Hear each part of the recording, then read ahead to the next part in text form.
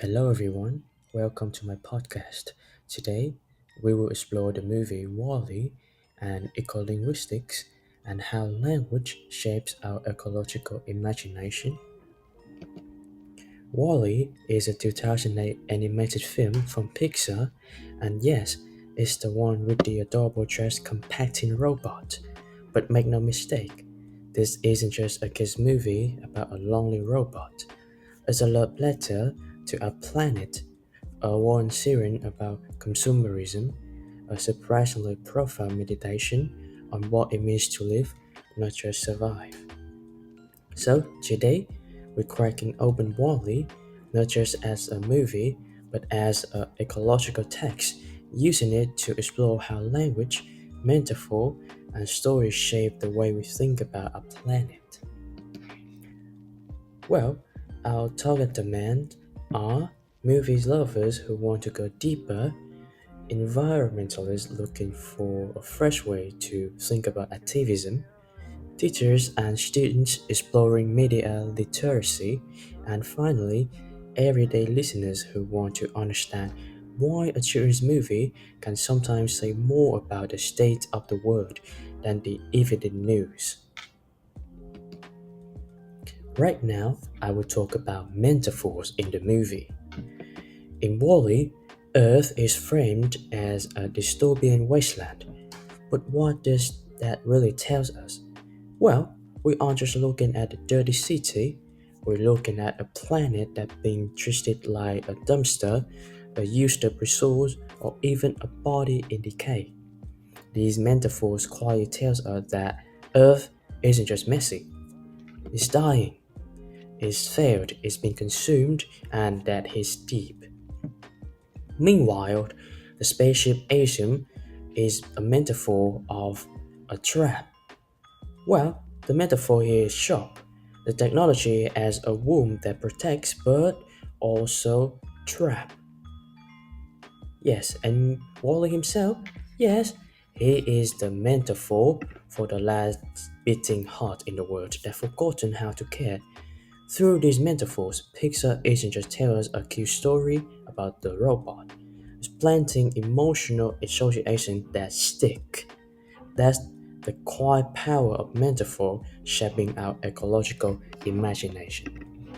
Next up, let's talk about euphemism. In Wall-E, the cooperation by and large doesn't say we trashed the planet and abandoned it. Nope, they spin it with phrases like temporarily evacuating Earth and cleanup operation in progress. That's a classic euphemism. It's the linguistic equivalent of slapping a smiley face sticker over a meltdown alarm. This matters because euphemism numbs us. It allows people, both in the film and in real life, to avoid confronting the scale of the crisis. Euphemism keeps the passengers passive and the public unpanicked. Now let's move to erasure. Oh boy, does Wally nail this one? Erasure is about what not talked about, what disappears from the conversation, what go conveniently silent. In the film, Earth isn't just abandoned, it's forgotten. The humans on Asian aren't asking, hey, remember the forest, the oceans, the animals? Nope, they erase their home from memory. Notice how no one's know how Earth got this way, and it reflects something chilling from the real world. How environmental destruction is often backgrounded, pushed aside, or edited out of public memory. And then salience, what grabs our attention. In Wall-E, one object becomes hypersalient, the plant. It's small, scrappy, green in the world of brown and gray. Visually, it pops. Narratively, it drives the whole plot. The moment that the plant appears, everyone, robots, humans, audience, snaps attention. What's important here is that salience isn't just about visuals, it's emotional. The lonely robot, the glimmer of green, the final handshake between human and earth, these moments cut through the noise because they strike the heart. Right now, time to get fired up. Let's talk activism. Wally, in a sweet, clumsy way, models activism through persistence. He doesn't march or chant slogans, but he doesn't stop. He collects, he cares, he says the plan, he chases E across galaxies, and ultimately he forces the human captain to face the truth and act. What's powerful here is the idea that activism isn't always loud and glamorous. Sometimes it's quiet, like Wally, it's persistent, inconvenient, but it works. And then denialism, the art of ignoring the obvious. In Wally, denialism is woven into daily life on the Axiom.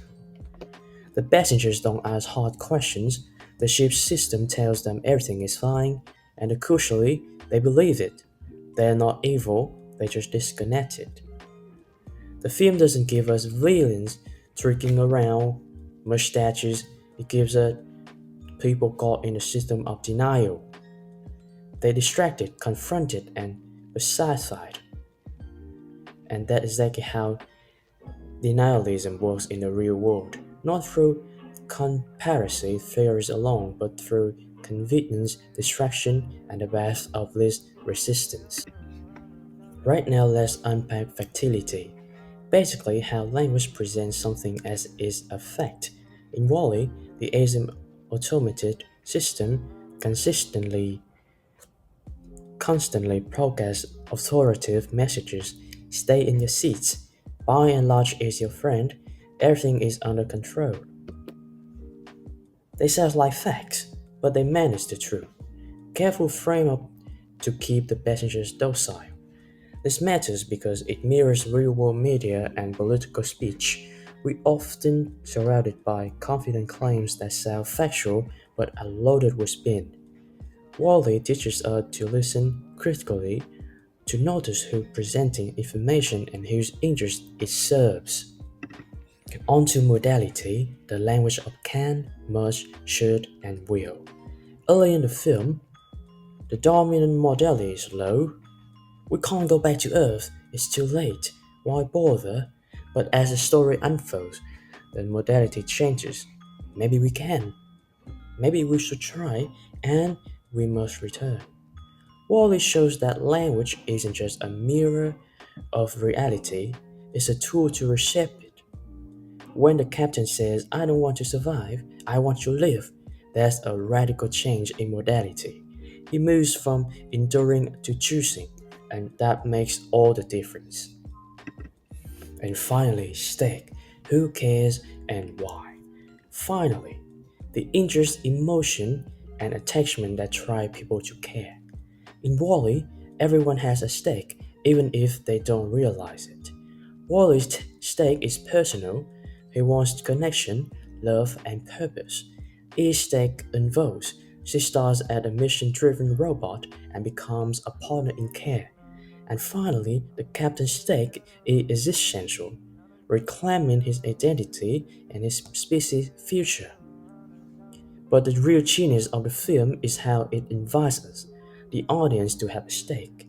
It pulls us in emotionally. We root for the robot, we long for Earth's revival, we cheers for the humans awakening. Stake is what transformed an environmental message from abstract to intimate. It's not just about saving the planet, it's about saving our home. Yes, and that is the end of my podcast. Thank you so much for listening, and remember, please save the earth. Goodbye and have a nice day.